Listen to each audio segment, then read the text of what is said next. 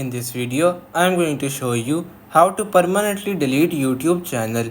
So first of all, you have to open up your YouTube Studio application. On your Studio application, you have to log into that account which you want to delete. So now first of all, you have to tap on your profile icon which is present at the top right corner of your screen. On your profile, you have to tap on Google account.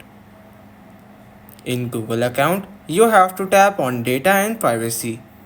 In Data and Privacy, you have to scroll down towards the end until you see the option that says Download or Delete your data. So from here, you have to tap on Delete a Google service. Now, you have to tap on Delete, which is present in front of YouTube.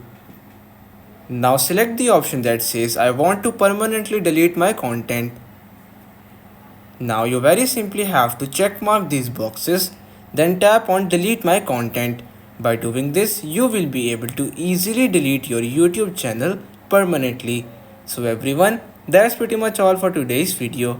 Consider subscribing to our channel for more informative videos in the future. Until then, stay safe.